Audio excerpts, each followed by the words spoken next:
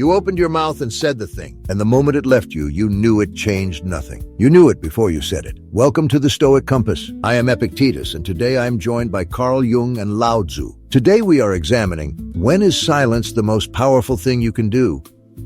Most people treat silence as an absence, as if not speaking is simply failing to act, but silence is a choice, a deliberate choice. And like every deliberate choice, it either serves your purpose or it betrays it. The question is not whether you are quiet. The question is whether your silence is doing something. Silence that comes from fear is weakness. Silence that comes from clarity is one of the sharpest tools you have. The person who speaks every time they feel the urge to speak is not communicating. They are simply leaking. I would not frame it as a tool quite so quickly. Before we talk about when silence is powerful, we need to ask what is actually happening inside a person when they choose not to speak. Because silence is not always clarity, sometimes it is suppression. Sometimes the person who stays quiet in a conflict is not exercising discipline. They are burying something that will resurface later, louder, in a form they do not recognize. The silence that looks like strength from the outside can be the shadow growing in the dark. That distinction matters enormously. You are both assuming silence is always a response to something, a reaction held back or a wound pressed down. But most silence is not about the other person at all. It is about your own relationship to what is real. When you are fully present in a situation, there are moments where words simply do not arise, not because you are holding them back, but because they are genuinely not needed. That kind of silence is not a tool, it is not suppression, it is just accurate.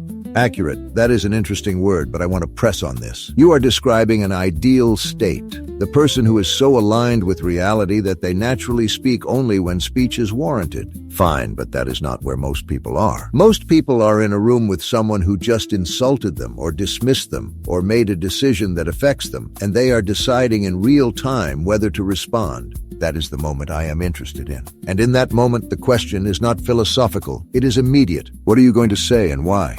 And that is precisely where the unconscious enters, because the decision people make in that moment, to speak or not to speak, is almost never as rational as they believe it is. There is almost always a complex driving it. Perhaps they have learned that speaking up leads to punishment, so they fall silent out of old fear. Perhaps they have a compensatory drive to assert themselves and they speak when silence would serve them better. The pattern underneath the choice is what determines whether the silence or the speech is actually free. Without examining that pattern, you cannot know if you are acting from strength or from something older and less visible. The pattern you are describing, Jung, I do not disagree that it exists, but I think the more you try to trace and excavate every silence, the more you make silence into another project, another thing to analyze and correct and optimize, and then it stops being silence. It becomes noise of a different kind. That is a fair challenge, but the alternative is not to ignore what is happening. Surely you are not suggesting that unreflective silence is somehow more authentic than examined silence. I am suggesting that some things become false the moment you handle them too much. Yes. This is where I have to interrupt. Both of you are circling something real, but you are missing the most direct point. The person listening right now is not wondering whether their silence is archetypal or whether they are handling it too carefully. They are wondering, should I say something or should I not? And the answer to that question starts with a simpler question. Does speaking change anything that is in your power to change? If yes, speak. If no, what exactly are you spending your words on? That is useful, but it assumes you can always see clearly what is and is not in your power in the moment. And usually, in the moment, you cannot. Then practice seeing more clearly before the moment arrives. That is what discipline is for. You keep returning to discipline as if it solves the problem of self-knowledge, but discipline can be turned against the self just as easily as toward it. A person can be extremely disciplined about never showing vulnerability, never admitting doubt, never speaking in a way that exposes them, and call it strength. Epictetus, you and I are not describing the same silence at all. Then describe yours. The silence I'm interested in is the silence that holds something, not the silence that withholds. There is a difference between a person who does not speak because they have nothing useful to add, and a person who does not speak because they are holding the weight of what is true. A therapist does that. A parent sometimes does that. You let the silence carry what words would cheapen. That kind of silence is not discipline. It is presence. That comes closer to what I'm pointing at, though I would say it differently. The silence that holds something is not a technique. It is what happens when you are genuinely more interested in what is true than in what you want the other person to hear. And I do not disagree with that, but I will say, Most people are not there. Most people's silence is either reaction or avoidance. They are silent because they are afraid of conflict, or because they are saving their words for a better attack later. Neither of those is power. Neither of those is clarity. Which is exactly why I resist reducing silence to a tool or a tactic. Because the moment you think of silence as your weapon, you have already lost the quality that makes it powerful. The ego has grabbed hold of it. A weapon needs a target. What you are both describing as powerful silence has no target. It does not have an agenda. That is what makes it different. I will accept that. But let me push back on the no agenda framing. Silence has no agenda. Agreed. But the person choosing silence still has a purpose. They are clear about what they are and are not responsible for in that exchange. That clarity is not an agenda in the manipulative sense. It is orientation. You know what is yours. You know what is not. And from that knowing, you simply do not speak about what is not yours to speak about. But how do you arrive at that knowing? That is the question I keep returning to. You speak about clarity as if it is simply a decision, as if a person can just decide to see clearly. But for most people, the obscuring is not a failure of will. It is structural. They cannot see what drives them, because the whole point of the defense is that it is invisible to them. You are both right about different people. Some people need to look harder at what is driving them. Some people need to stop looking so hard and simply pay attention to what is here. The question is which one you are. That is almost useful. Almost. It is completely useful if you actually sit with it rather than arguing past it. Fair. I want to return to something LAOZI said earlier, that some things become false when you handle them too much. I have been thinking about that, and I think what he is pointing at is real, but it does not mean the examination is wrong. It means the examination has to come before the moment, not during it. You do not analyze your silence in real time. You do the inner work before the situation arrives, so that when the moment comes, the silence is genuine. It has been prepared for, even if it does not feel like preparation. That I can agree with, though I would say the preparation you are describing is not really analysis. It is closer to becoming more honest with yourself over time, gradually, without forcing it.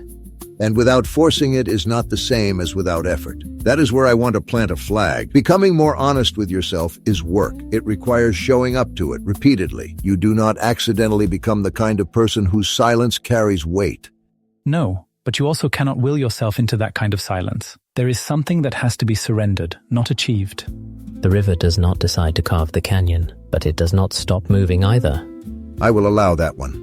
What I keep coming back to is this: the silence that is truly powerful is the silence of a person who has met themselves. Not perfectly, not completely, but honestly. And from that meeting, they are no longer desperate to be understood by others because they understand themselves. That changes what they need to say. It changes when they need to say it. And it changes what they can hold quietly without it becoming a wound. Yes, and when you stop needing the other person to confirm what you already know, silence becomes easy. Not forced, not disciplined, just accurate, as I said at the beginning.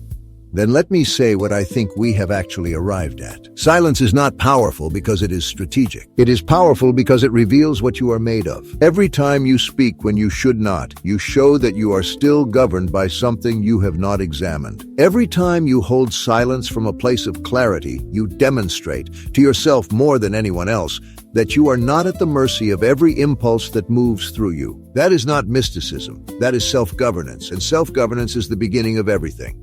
I would add that self-governance begins with self-knowledge. You cannot govern what you cannot see. And you cannot see clearly if you are too busy trying to govern.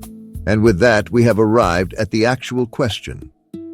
You have heard 3 people argue about silence. Now stop, just for a moment. Stop. And notice what is already here before any of us say another word.